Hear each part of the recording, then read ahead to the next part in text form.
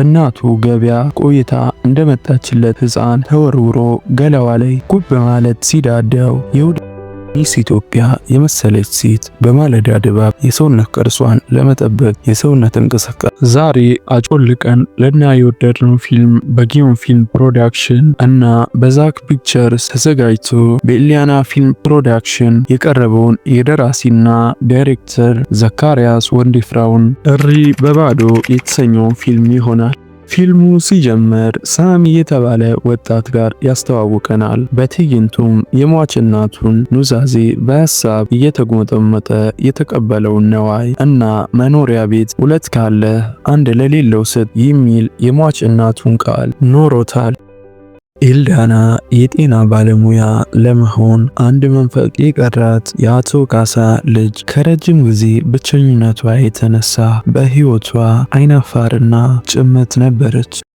ሳሚ የፍቅር ጓደኛው የትዳር አጋሩ እንደምትሆነው ስላመነ እናቱ ያወረሰችውን ሀብል ያስርላታል። በዚህም ደስተኛ ይሆናሉ። ሰርግ ለመደገስ በተፈቃሪዋ ቤተሰቦች እልፍ ሰው መጥራት ስለሚፈልጉ ድል ያለ ሰርግ መደገስ እንዳለባቸው እንደነገሯት ታሳምነዋለች። ድል ያለውን ሰርግ ለመሰረቅ ድል ያለ ቢሳቤስቲን ስለሌለው ከአራጣ አበዳሪው ከአቶ ካሳ የእናቱን ንብረት የራሱን ውርስ በማስጨምደድ የአንድ ትንሽ ቀበሌ የስኳር በጀት የሚጠጋ 400,000 ብር ይበደራል። በሳምሶናይት ይዞ ሲመለስ በመንገዱ ላይ እንደገነፈለ ወተት አረፋ የሚደፍቅ ወጣት ሲመለከት ውርሱን ብሩን በመጣል ይደግፈዋል። ተደጋግፈው ንብረቱን ብሩን ዘረፉት፣ ሰጣቸው። ሌላ ተበዳሪ ድሃ ድህነቱን ይረሳ ዘንድ የወይን ጠጅ ይጠጣ፣ የወሰደውን ገንዘብ መመለስ ከተሳነው በቤት ካርታው ይቀጣ በማለት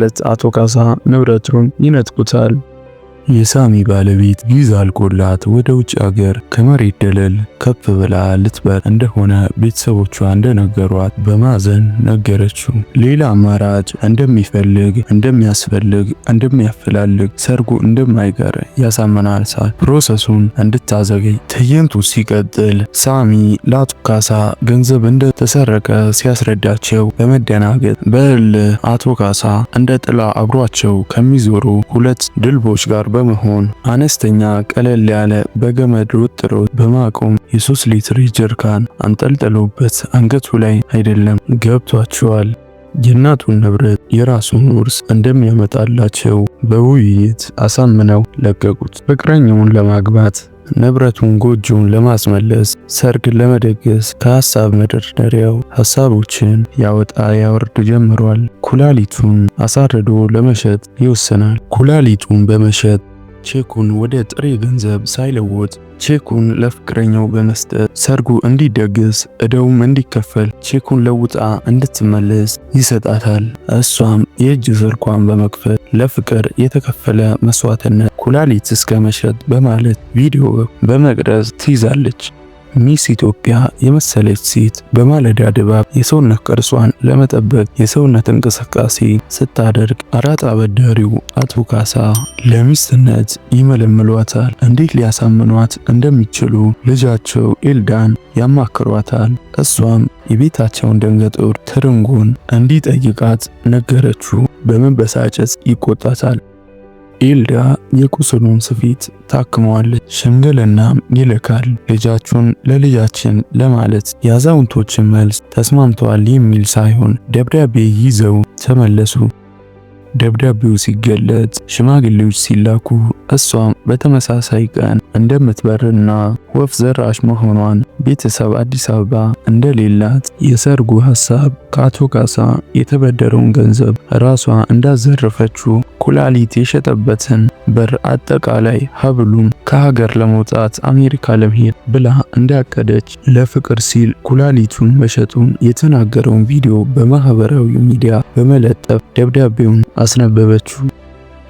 ቪዲዮ ቫይራል በመውጣቱ ብዙሃኑ ሰው ጋር በመዳረሱ የሀበሻ የመጀመሪያ ደረጃ እርዳታ አደረጉለት፣ ከንፈር መጠጡለት። ሲቀጥልም የሰዎችን አሉባልታ እና የህፃናቱ ሹፈት ጉዳቱ ላይ ጉዳት፣ ህመሙ ላይ ህመም ሆኖበት በመከዳቱ ተሰበረ፣ ሞቱን ተመኘ። አቶ ካሳ በማስፈራራት ለማስደንገጥ ጭንን እንደ መቆንጠጥ አይነት ቅጣት ሊያስተምሯቸው ተበዳሪዎቻቸውን ዞረታ ቦታ በመውሰድ ያስፈራራሉ። የዛሬው ክስተት እንደ ወትሮው አልነበረም። ሽጉጣቸውን ይዘው ሲፎክሩ የሽጉጡን ቃታ በመሳብ ያላሰቡት ያልፈለጉት ሆነ፣ ተደናገጡ።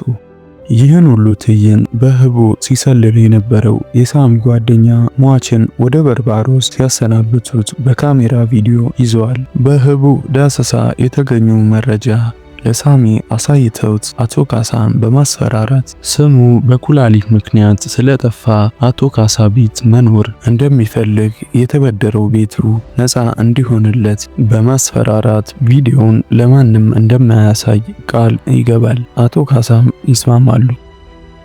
በቀጣይ ዶክተሩ ኤልዳናን በማሰራት የኩላሊት ንቅለ ተከላ እዚህ ሀገር ህጋዊ እንዳልሆነና በዚህ ቪዲዮ ምክንያት ችግር ሊመጣ እንደሚችል ከታሰረችም ትምህርቷን እንደምታቆምና ሳሚን ዳግመኛ ማግኘት እንደሌለባት አስረግጠው ይናገራታል። አቶ ካሳ በስምምነቱ መሰረት ቤታቸው ሳሚን አመጡት። አይኗን ማመን የከበዳት ኤልዳ በመደናገጥ ለዶክተሩ በመደወል ሳሚ እንደመጣ ስትነግረው እንደ ጅብራ ከቆመበት ወደ ኋላ ይፈነገላል። በዚህም ስልኩ ተቋረጠ። ከዚያም ይተዋወቃሉ። ትዕይንቱ ሲቀጥል በዕለተ ሰንበት ማልዶ በመነሳት አቶ ካሳ የስፖርት ትጥቃቸውን በማሟላት ለሀገር በማሰብ የዲባባን ቤተሰቦች ተክቶ ወርቅ ለማምጣት ሳይሆን ከሁሉም በላይ ውድ የሆነች እንቋቸውን ሔዋንን ፍለጋ መረባቸውን አስፍተው ለመጣል ነበር። በዚያው ትዕይንት ላይ ሳሚና ኤልዳ ቤተክርስቲያን በመሄድ ሲሄዱም ሲመጡ ከልባቸው የመነጨ የብቸኝነት ስሜታቸውን ተጋሩ። አቶ ካሳ የወደፊት ሚስታቸው ቪዲዮ ኮል አድርጋለት ቤተሰቦቹን ትተዋወቃለች። በዚህም ሳሚ ልጅ ነኝ በማለቱ ዱላ ቀረሽ ትግል ይታገላሉ። በዚህም ስልኩ ይዘጋል። እናቱ ገበያ ቆይታ እንደመጣችለት ሕፃን ተወርውሮ ገላዋ ላይ ጉብ ማለት ሲዳዳው የወደፊት ሚስቱ ሔዋኑ ለያዥ ለገናዥ እንዳይሆን አድርጋ ከረቸመችው። ከሄደበት ሲመለስ ገዳዩም አዳኙም አጥንቱ ሆነች። በዚህም እርቅ ይፈጥራሉ። ሳሚ ስለ ኤልዳ ጭምት ባህሪ እንዴት እንደሆነች አገልጋዩዋ ተርንጎን ይጠይቃል። ተርንጎ ታሪኩ መርዘሙን በማስተዋል ከዚህ ፍራቻዋ ኤልዳን ነፃ እንደሚያወጣት ካወቀች ብቻ እንደምትነግረው አሳመነችው። ቃል ይገባላታል። እንደ ኮንክሪት የደነደነ ማንነቷን እንዴት እንደሚቀይር እያሰላሰለ ወሬዋን ቀጠለች። 2 አስርት ዓመታት ተመልሳ ታሪኳን ጀመረች። የአቶ ካሳ ወንድም ሕይወቱ ልታልፍ የሞት ጣር ላይ ሆኖ ያለውን ሀብት ለአቶ ካሳ በመስጠት ልጁን አሳድጎ ለአቅመ ዳሽ ስትደርስ ሀብቱን ለኤልዳና እንዲያዘዋውርላት ተናዞ አረፈ። ካሳም የወንድሙን ንብረት እንደራሱ በማድረግ የኤልዳና ሳያወርሳት ልጄ ነሽ እያለ በመደለል የአባቷን ኑዛዜ ያጥፋል። እናም ተርንጎ የኤልዳና ያክስት ልጅ እንደሆነችና ኤልዳናን ለመርዳት ከክፍለ ሀገር ዘመዶቿ ልኳት እንደመጣችና ኤልዳናም ዘመዷ እንደሆነች እንዳልነገረቻት ነገረችው። ሜሮን ከውጭ ሀገር እንደመጣችና ኢንቨስት ማድረግ እንደምትፈልግ አስረዳችው። እሱም እንደሚወዳት ያገባት እንደሚፈልግ የግዱን ተናገረ። ሳሚ የኤልዳን ፍርሃት ለማጥፋት እየሞከረ ነው። ሳሚ ያሳለፈውን የፍቅር ህይወት እየተረከላት ቤቱ እየወሰዳት ያወራታል። አቶ ካሳ ሞቅ ብሏቸው እያዜሙ ሊያገቡ እንደሆነና መቀነታቸውን እንዲያጠብቁ ባልቴቶችን ይናገሯቸዋል። ኤልዳም ደስተኛ እየሆነች ነው። በሳሚ ልብሳቸው ክንፍ እያለች ነው። በተመሳሳይ ሰዓት በተለያየ ቦታ አባት ሚስታቸውን እያስደነሱ ልጅም ባልን እያስጨፈረች አመሹ። ከዚያም ዳቦም ተቆረሰ፣ ጫውታው ፈረሰ።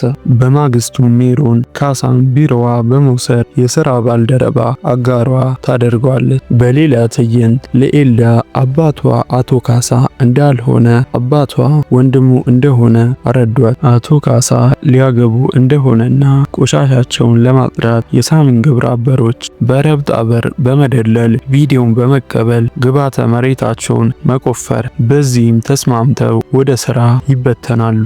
ሳሚ ጓደኛው ፖሊስ እንዳልሆነና እንዳታለላቸው ሲረዱ ብቻውን ሆኖ እንደሚሰራ በመረዳታቸው ያስሩታል። ኤልዳን እንደሚወዳትና እንዲያገባት ይጠይቃል። እንደማይሆን በቡጢ ያሳውቁታል። በቀኑ መጀመሪያ በአንድ ልጅ ደብዳቤ ይላክለታል። ከሚሮን እንደሆነና አባቷ ከአቶ ካሳ አራጣ ተበድሮ እንደነበረና አባቷን ብድሩን ከፍሎ ቢጨርስም ወለዱን መክፈል ባለመቻሉ የአቶ ካሳን ዛቻና ማስፈራራት መቋቋም ስለተሳነው ራሱን እንዳጠፋና እሷም ለበቀል ከረጅም የአረብ ሀገር ጊዜ ቆይታዋ እንደተመለሰች የአቶ ካሳን መውጫና መግቢያ ሰዓት እየጠበቀች ለስፖርት በመውጣት ብዙም ሳትለፋ ወጥመዷ ውስጥ አስገባችው። ከሳሚ ጋር በመነጋገር እሱ አንተ ቤት እንዲገባና ሽምግልና በመላኪያ ቀንህ ደብዳቤ እንድልክልህ ሐሳብ ሰጠኝ።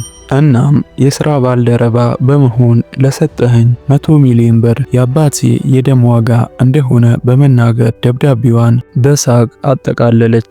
በቀጣይ ሳሚን ለመግደል ሲመለሱ አቶ ካሳና ግብረአበሮቻቸው በፖሊስ ቁጥጥር ስር ይውላሉ። ከከሸፈ የስደት ጉዞ የተመለሰችው የእናቱ ምትክ የመጀመሪያ ፍቅረኛው ይቅር እንዲላት ተማጽነው እሱ ይቅር እንዳላትና ሊያገባ ስለሆነ የሰርግ ጥሪ ካርድ ሰጥቷት ይሄዳል። ፊልሙ በዚህ ይጠናቀቃል።